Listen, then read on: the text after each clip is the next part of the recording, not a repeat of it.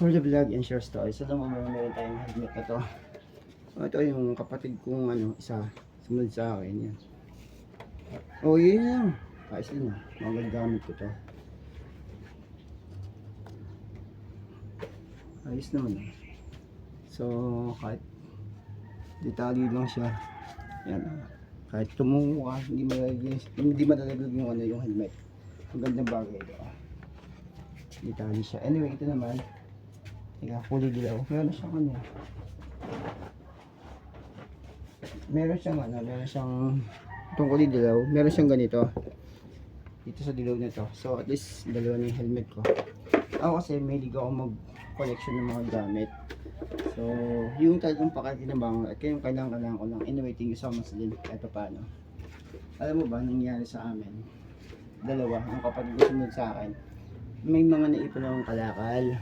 Ngayon, dadaling ko na siya sa junk shop. Tapos, sabi, sumakay niya sa tricycle, ayoko. Wala pang babayad sa'yo. Sige, wala mong bayaran. So, yun. Ayoko naman. Pagdating naman sa junk shop, imbis na talaga wala naman ako ibibigay sa kanya. So, siya yung nag-asikaso. Ito, bote, ito, bakal, ito yung So, nung pangyayari yun, ikwentahan na. Binanggit sa akin yung presyo. Yun, sabi ko nga sa sabihin mo sabi ko sa may-ari nung junk shop, 147 sabi sa akin. Sabi mo, 120 lang. Sinabihan ko dahil siya, ang layo niya, mga 5 hakbang ng malaking tao, 5 hakbang. 120 ha. Pero nabanggit niya na sa akin yung 147. Tapos yung inabot niya yung pera, kikita niya. Binigay sa akin yung 147. Sabi ko, sabi ko 120 lang Tapos nung biniyaran na ako, inabot sa akin. Nangingi pa sa akin ng pera. Akala ko di ka hingi. Di siyempre, nang ganun na siya, ito lang ito lang 10, 20, 30, 40, 47 to 147. Di huli niya ako na 120 kasi sinabi ko kanig din niya kahit nandun sa limang hakbang kinig din niya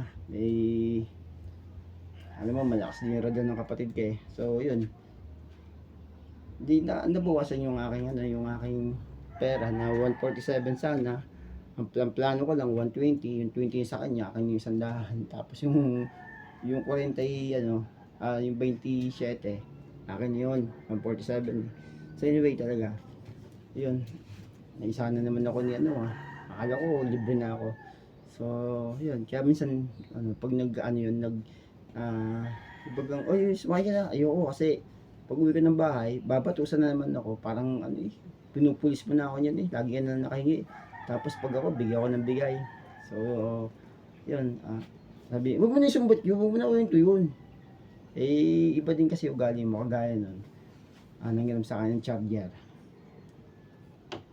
Nung gabi, akala ko bukas ng umaga, pagkagising ko, gigisingin ako, kaya ito yung charger kilala ko kasi yung kapatid ko. Tanong mo lang sa kamag-ano ko, at saka sa kapatid ng nanay ko, at saka sa kapatid ko, ano yung ugali ng sumunod kong kapatid. Hindi tulog ako, inis ko na ibibigay sa akin yung charger. And then, hindi nangyari yun. Pagkagising, sa kanilig yung charger, dinilihan na naman ako nun So anyway, hindi ko makita yung charger, hindi naman niya sinawali sa akin. Itinago ko yung radyo niya. Hindi binigay, tago ko to yung radyo. Anyway, yung nangyari, pagdating ng hapon, saan yung charger? Pag nagkamali, dapat pala hindi ko sinabi, itinago ko din. Yun, nagkaroon kami ng argumento. So, iba kasi yung ugali ng isa Alam mo naman, kapag may bisyo, singot-singot, ibang ugali. So sabi naman, huwag mo na pansinin. Ikaw kasi mali ka din masaya naman mali So talagang mahirap talaga. So yun lang naman and yun, nakadali naman ng isang helmet. Nagkusa din bigay din. So iba talaga. And sabi ko nga pag dumating na kaya ko na mag-solo, may yung hindi sama-sama magkakapatid. Kasi ngayon nagkakasilipan, nagkakasumbatan. So nangyari nun loob lang ng Panginoon Diyos na ako'y makaraos. May babayad ako ng renta ng bahay, kuryente, tubig. hindi magsasarili na ang buhay. So, ano lang, nakarecover lang si mama sa pagkaka-aksidente niya, makalakad lang siya. And, yun, dahil naman siguro yung anak ko, dati sa puto mag-asawa nun. So, solo ko na yung buhay ko. Kung ako mag-asawa, yung magiging anak ko, hindi ko idadama sa kahirapan. Kasi may katuwang na ako sa buhay. Isa, may katuwang na sa buhay. Pumisan pa yung kapatid ko sa akin. Pumisan pa yung kapatid ko na may anak na, may pamilya na. Pumisan pa rin sa bahay ng magulang ko.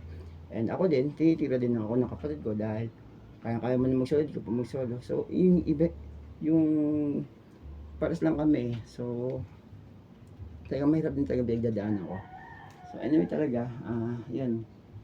Kaya din ako nag-ipon ng gamit. Pag ito yung araw, pwede mong construction, meron ka ng gamit. And, parang ano din eh, pag dami ng gamit ko, parang naging pabigat din sa akin yung gamit. Ano? So, minsan gusto ko na ibenta siya. And that's it. Yung masamang comment pambato lang, talaga iba yung problem sa mga dyan. And, thank you so much for that. Share stories. Bye.